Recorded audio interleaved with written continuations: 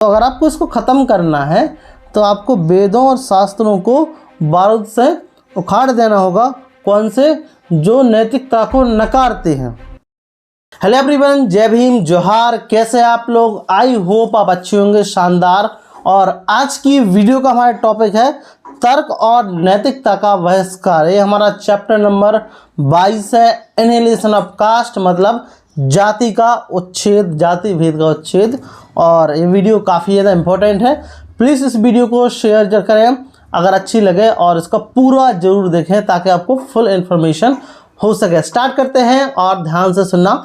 इस पर डॉक्टर बाबा साहब अम्बेडकर का क्या विचार था। Annihilation of caste, chapter number 22, तर्क और नैतिकता का बहिष्कार। स्टार्ट करते हैं। यहाँ पर डॉक्टर बाबा साहब अम्बेडकर लिखते हैं, क्या लिखते हैं कि जाति प्रथा के विरुद्ध क्या तर्क का सहारा लिया जा सकता है। बाबा साहब अम्बेडकर यहाँ पर क्वेश्चन कर रहे हैं कि जाति प्रथा के विरुद्ध क्या तर्क का सहारा लिया जा सकता है। क्या हिंदुओं से यह आशा की जा सकती है कि तर्क की कसौटी पर खरी न उतरने के कारण वे जाति के उन्मूलन के लिए तैयार रहेंगे। आगे बाबा साहब अम्बेडकर लिखते हैं, यह एक महत्वपूर्ण प्रश्न है। बाबा साहब अम्बेडकर बोल रहे हैं यह एक महत्वपूर्ण प्रश्न है, दिस इज इम्पोर्टेंट क्वेश्चन, क्योंकि हिंदू तर्क या विवेक का अनुसरण की स्थिति में ही नहीं है। मतलब जो हिंदू हैं वो तर्क और तर्क की स्थिति में या विवेक की स्थिति में है ही नहीं कि उसका अनुसरण कर सके, तर्क कर सके।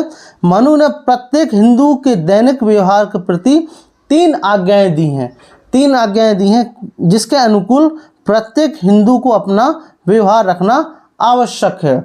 आगे लिखते हैं बाबा साहब अम्बेडकर, वेदा स्मृति सदाचार स्वरस्य चा प्रिय मात्मनन। इसका मतलब यहाँ पर लिखा है, अर्थात हिंदुओं को क्रम से वेद, स्मृति तथा सदाचार के नियमों का पालन करना चाहिए। तो यहाँ पे एक महत्वपूर्ण वर्ड है सदाचार। तो आप लोग सदाचार को अच्छा शब्द मानते होंगे, लेकिन आगे इसके बारे में बाबा साहब अम्बेडकर क्या मानते हैं वो आगे बताएंगे इस वीडियो में। तो सदाचार का पालन करना चाहिए, किस किस का? वेद, स्मृति और सदाचार के नियमों का पालन करना चाहिए। इसके अतिरिक्त उसके लिए कोई दूसरा स्थान नहीं है। इस प्रकार हिंदुओं के जीवन में विवेक या तर्क का कोई स्थान नहीं है। मतलब हिंदुओं के जीवन में विवेक और तर्क का कोई स्थान नहीं है। इनमें से निर्देशों तथा कार्यों का अर्थ निकालने के संबंध में मनु की स्पष्ट आज्ञा निम्नलिखित है। तो यहाँ पर मनु की आज्ञा निम्नलिखित है। यहाँ पर श्लोक है और बाबा साहब अम्बेडकर कोड कर रहा है। और मेरी संस्कृत मेरी अच्छी नहीं है, क्योंकि 10-12 साल होगा मैंने संस्कृत पढ़ी नहीं है, तो मेरा प्रोनाउंसिएशन गलत हो सकता है, रीडिंग थोड़ी सी हो सकता है। तो यहाँ पर लिखा है, योगो मानते ते मूले हेतु शास्त्रता श्वेत ध्वजा है सा साधु बहिष्कारियो नास्तिको वेद नंद की। तो यहाँ का अर्थ क्या है? इसके अनुसार वेद व स्मृतियों का अर्थ करने में तर्क का प्रयोग पूर्णतः वर्जित है। इस श्लोक के अनुसार तर्क का सहारा लेने वाले लोगों को नास्तिक कहा गया है। मतलब जो तर्क का सहारा ले वो अथीस्ट है, नास्तिक है। किसके अनुसार? मनुस्मृति के श्लोक के अनुसार। और इसके लिए सामूहिक बहिष्कार के दंड की व्यवस्था की गई है मनुस्मृति में। इस प्रकार जिन विषयों पर और वेद व स्मृतियों में निर्देश मौजूद हैं उनमें हिंदुओं के लिए अपना तर्क का या विवेक का प्रयोग करने की कोई भी गुंजाइश नहीं है। इसके अनुसार इससे भी अधिक मनोरंजक व्यवस्था यह है कि यदि वेदों व स्मृतियों में किसी एक ही विषय पर परस्पर विरोधी निर्देश हों तो भी हिंदुओं को इस बात की स्वतंत्रता नहीं है कि वह अपनी बुद्धि का प्रयोग कर अब उसके परस्पर विरोधी निर्देशों में से अपने उपयुक्त निर्देश चुन लें। तो ऐसे भी आज्ञा नहीं दी है। ऐसी स्थिति में भी मनु ने स्पष्ट निर्धारित कर दी है। क्या किया है? अर्थात जब किसी विषय पर 2 श्रुतियों का विरोध हो, मतलब श्रुतियों का विरोध हो, तो दोनों को समान ही मान्यता दी जानी चाहिए, इसके अनुसार देनी चाहिए, और दोनों में किसी एक का अनुसरण किया जा सकता है। इसके अनुसार इनमें सोचने की आवश्यकता नहीं है कौन सा उपयुक्त तर्क संगत है, इस संबंध में मनु ने स्पष्ट लिखा है। तो यहाँ पर अगर दो स्मृतियों का विरोध भी हो तो आप खुद का निर्णय नहीं ले सकते कि ये सही है गलत है। अब मनु ने स्पष्ट लिखा है इसके अनुसार, तो आपको सिर्फ उसी की बात माननी पड़ेगी, चाहे ये अपना लो चाहे ये अपना लो। यहाँ पर बाबा साहब अम्बेडकर लिख रहे हैं ऐसा लिखा है, मतलब हिंदू धर्म में तर्क का कोई स्थान नहीं है। आगे मनु ने क्या लिखा है, श्रुति देशम तु यत्र स्यात्तर्थ धर्मो स्मृतो, अर्थात इसके अतिरिक्त जहाँ श्रुति व स्मृतियों में विरोधाभास हो वहाँ श्रुति की आज्ञा मान्य है और कोई तर्क करने की आवश्यकता नहीं है। यहाँ पर कोई तर्क मतलब अपनी बुद्धि का इस्तेमाल, तर्क मतलब होता है रेशनल थिंकिंग। तो यहाँ पर रेशनल थिंकिंग का पूर्णतः यहाँ पर वर्जित किया है कि दोनों में कौन ठीक है। इस पर मनु का निर्देश निम्न प्रकार है। आगे श्लोक है, क्या लिखा है, या वेदवहा स्मृतो याश काश कठुताश सर्वस्ता निष्फला प्रत्यतमोनिष्ठता हिता स्मृता। इसके अनुसार पुनः यदि दो स्मृतियों के निर्देश में अंतर हो तो मनुस्मृति के निर्देश को माना जाएगा। जो मनुस्मृति ने जो निर्देश दिया है उसको माना जाएगा, लेकिन यह जानने का प्रयास नहीं किया जाना चाहिए कि दोनों में मतलब कौन सा उचित है। इस संबंध में बृहस्पति द्वारा निम्न व्यवस्था की गई है, मतलब उसमें भी वेदों में दिया है, इन चीज़ों में दी गई है। क्या बोला है, वेदार्थ पनोति नमंद व्रत बाणमणम ही मानवो स्मृता मानवार्थ विपरीता तू या स्मृत सा न शास्त्रति। ठीक है, अब मैंने बोला ना मेरे संस्कृत का प्रोनाउंसिएशन थोड़ा सा ही नहीं है, तो आप चेक कर लेना, मैं स्क्रीनशॉट लगा दे दूँगा इसका। तो उपयुक्त व्यवस्थाओं से स्पष्ट है कि जिन विषयों पर श्रुति या स्मृतियों के द्वारा निर्देश उपलब्ध है उन पर हिंदू अपने विवेक का प्रयोग करने के लिए स्वतंत्र नहीं है। यहाँ पर महत्वपूर्ण बात है कि यहाँ पर क्या नहीं है, ये स्वतंत्र नहीं है। यही व्यवस्था महाभारत में भी दी गई है। महाभारत का कोड कर रहे हैं, महाभारत। ठीक है, क्या लिखा है, पराणाम मानवो धर्म सागो वेदास की चित है याज्ञा सिद्धानी चत्वारी न हंत व्यानि हेतु भी। इसके अनुसार उनको निर्देशों का पालन करना ही पड़ेगा। जाति एवं वर्ण विषयों पर वेदों और स्मृतियों की व्याख्या दी गई है। फलतः तर्क की अपील का किसी भी हिंदू पर प्रभाव नहीं पड़ सकता। जहाँ तक जाति एवं वर्ण का प्रश्न है, शास्त्र इस विषय पर निर्णय के लिए किसी हिंदू को विचार करने की कभी अनुमति नहीं देते। यहाँ तक कि यह व्यवस्था की गई है कि उसे जाति एवं वर्ण में विश्वास के आधार पर तर्क की कसौटी पर कसने की अवसर ना मिले, मतलब अब तर्क ही नहीं कर पाए, ऐसी व्यवस्था की गई है। कई गैर हिंदुओं के लिए यह आनंद का विषय होगा कि सैकड़ों हजारों हिंदुओं कुछ अवसरों पर जाति का उल्लंघन करते हैं। ठीक है, अब यहाँ पे लिखा है मतलब कुछ चीज़ों पर हिंदू जाति का उल्लंघन करते हैं, जैसे कि विदेश यात्रा, रेल यात्रा के समय, जबकि शेष जीवन जाति प्रथा को निर्वाह करते हुए गुजार देते हैं। ठीक है, तो यहाँ पर तो विरोध करते हैं, क्योंकि आपको पता होगा कि जहाज यात्रा या विदेश यात्रा नहीं कर सकते। ठीक है, इस अवधारणा के खुलासे करने पर हिंदुओं की चेतना पर पड़ी हुई एक बेड़ी का पता चलता है। मनुष्य का जीवन सामान्यतः आदतन और बिना विचार चलता है। किसी भी विषय व्यवस्था या आस्था पर उसके आधार पर जिन परिणामों तक ये आधार पहुंचते हैं, और आगे लिखते हैं, उसके परिप्रेक्ष्य में सक्रिय अनवरत एवं सजग विचार बहुत कम अवसरों पर होता है। आगे लिखते हैं, यह स्थिति तब भी पैदा होती है जब कोई संकट या अनिश्चितता की स्थिति उठ खड़ी होती है।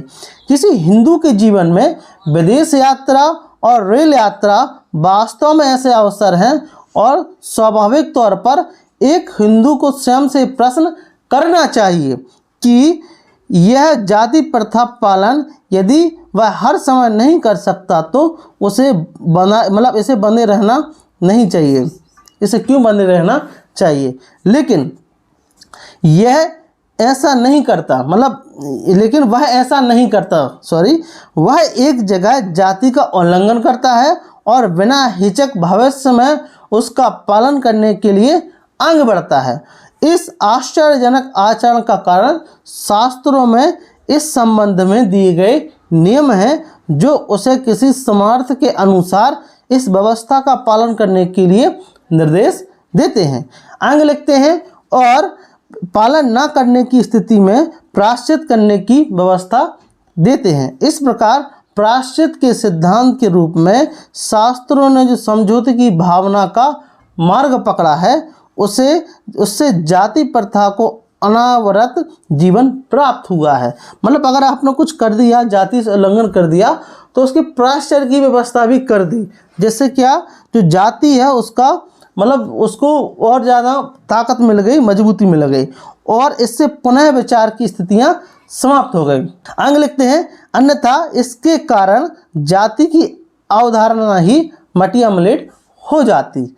अब आगे लिख रहे हैं बाबा साहब अम्बेडकर, ऐसे अनेक व्यक्ति हुए जिन्होंने जाति एवं छुआछूत समाप्त करने की दिशा में कार्य किया।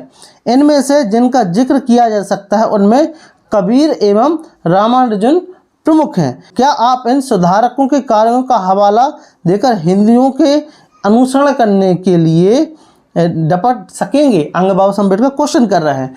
यह ठीक है कि हिंदू ने मतलब यह ठीक है कि मनु ने और स्मृति के साथ सदाचार का प्रावधान किया है। अब सदाचार मैंने बोला था ना, सदाचार, अब यह सदाचार का मतलब ही अलग है। सदाचार का प्रावधान किया है, वास्तव में सदाचार को शास्त्रों के अनुसार ऊपर माना गया है। तो जो भी भाषण वगैरह देते हैं, मतलब जो कथावाचक है या जो भी लोग हैं, तो वो सदाचार की काफ़ी बात कर दी है। अब यहाँ पर डेफिनेशन जानने की जरूरत है, आखिर सदाचार का मतलब क्या है। आगे लिखते हैं क्या, यद्याश्चिते यन धर्मा बाणमा धर्मे या बा लखा वैश्याश्चरम नित्य चरित द्वितीय कृति नम। इसके अनुसार सदाचार का पालन अनिवार्य है, चाहे वह धर्माकुल हो या प्रतिकूल, चाहे वह धर्म सम्मत हो या नहीं। सदाचार का क्या अर्थ है? अब मैं बार बार यहाँ फोकस कर रहा हूँ, सदाचार का क्या अर्थ है।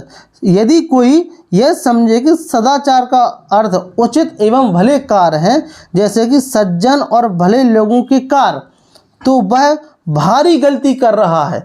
अब यहाँ पर मैं फिर से ये लाइन दोहरा रहा हूँ कि यदि कोई यह समझे कि सदाचार का अर्थ उचित एवं भले कार्य हैं, जैसे सज्जन और भले लोगों के कार्य, तो वह भारी गलती कर रहा है।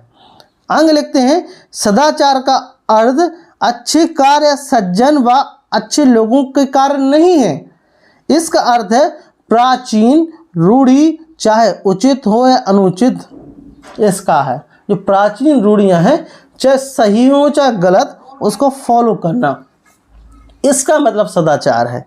ठीक है, निम्न श्लोक में यह स्पष्ट है। अब श्लोक क्या है, यस्मिन देशा यह आचार परंपरा क्रमगत है, वर्णानाम किल सर्वेशाम सा सदाचार उज्जते। अब यहाँ पे लिख रहे हैं, इस स्मृति में हिंदुओं को स्पष्ट आदेश दिया है कि यदि ईश्वर या देवताओं के कार्य भी श्रुति स्मृति एवं सदाचार के विपरीत हैं, तो उसका पालन नहीं किया जाना चाहिए। ठीक है, अब मैं इसको फिर से दोहरा रहा हूँ इस लाइन को।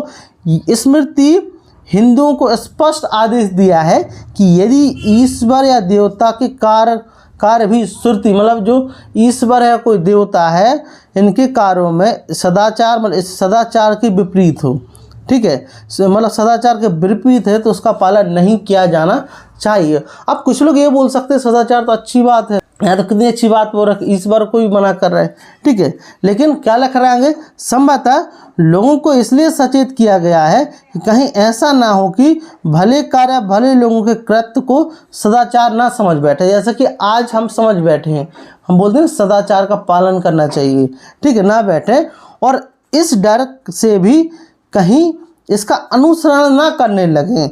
यह अद्भुत लग सकता है, बहुत ही विकृत लगना संभव है, लेकिन यह सत्य है। यहाँ पर बाबा साहब अम्बेडकर बोल रहे हैं कि ना देव चरितम चरित। आगे बाबा साहब अम्बेडकर लिखते हैं, तर्क और नैतिकता एक सुधारक के सबसे शक्तिशाली हथियार है। उसे इससे वंचित करना निष्क्रिय करने जैसा है। जब लोग इसके तर्क संगत होंगे, ना होने के बारे में स्वतंत्र नहीं है, तो आप किस प्रकार जाति प्रथा को खत्म करोगे। यहाँ पर बाबा साहब अम्बेडकर बात कर रहे हैं। आप जाति को किस प्रकार समाप्त कर पाएंगे, जब लोग इसकी नैतिकता पर विचार करने के लिए स्वतंत्र नहीं है। जाति प्रथा के चारों तरफ बनी दीवार अभेद है और इनमें ऐसा कोई तत्व नहीं लगा जो तर्क और नैतिकता से जिसका भेदन संभव हो, माफ़ करना। इसके साथ यह भी तथ्य है कि इस दीवार के भीतर ब्राह्मणों की सेना डटी है। इस दीवार के भीतर ब्राह्मणों की सेना डटी है जो समाज के बौद्धिक वर्ग का निर्माण करती है। ब्राह्मण हिंदू समाज का नेतृत्व सहज तौर पर हत्याए हुए हैं। ब्राह्मण जो मात्र धन के लिए लड़ने वाले सैनिक नहीं हैं, बाबा साहब अम्बेडकर बोल रहे हैं, बल्कि वे अपनी मातृभूमि के लिए मर मिटने वाली फौज है। मतलब मातृभूमि के लिए मर मिटने वाली फौज है। अब आप समझ सकेंगी कि मैं क्यों सोचता हूँ कि हिंदू समाज से जाति प्रथा का समाप्त करना इतना कठिन क्यों है। किसी भी स्थिति में इस व्यवस्था में दरार डालने में एक लंबा समय लगेगा। मतलब ये व्यवस्था को अगर आपको ख़त्म करना है, मतलब आपको दरार भी डालना है ना, तो इसमें लंबा समय लगेगा और लगभग 70-80 साल तो होगा, 1936 आप जोड़ सकते हैं, ठीक है। तो लेकिन इस कार्य को संपर्क करने में समय लगता है, यह अत्यंत शीघ्र हो जाता। आपको यह नहीं भूलना कि यदि आपको इसमें दरार बनानी है तो आपको तर्क न मानने वाले, नैतिकता को नकारने वाले वेदों व शास्त्रों को बारूद से उखाड़ देना होगा। तो अगर आपको इसको ख़त्म करना है तो आपको वेदों और शास्त्रों को बारूद से उखाड़ देना होगा। कौन से? जो नैतिकता को नकारते हैं। जो नैतिकता को नकारते हैं उन्हें किससे? वेदों को बारूद से, मतलब जो वेद और शास्त्र हैं उनको बारूद से उखाड़ देना होगा।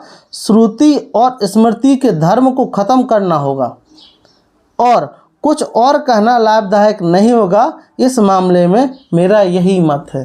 तो यहाँ पर डॉक्टर बाबा साहब अम्बेडकर थोड़ी तगड़ी बात बोल रहे हैं। तो आपका इस वीडियो पर क्या विचार है इस टॉपिक पर, प्लीज़ मुझे कमेंट बॉक्स में ज़रूर बताएं। और अगर आप चैनल पर नए हैं तो प्लीज़ इसको सब्सक्राइब करें। यदि आपको मेरा काम अच्छा लगता है तो इसको ज़्यादा से ज़्यादा शेयर करें ताकि लोगों को इस बात का पता चल सके और मतलब उनके पास नॉलेज हो सके। So thank you very much, thanks for watching.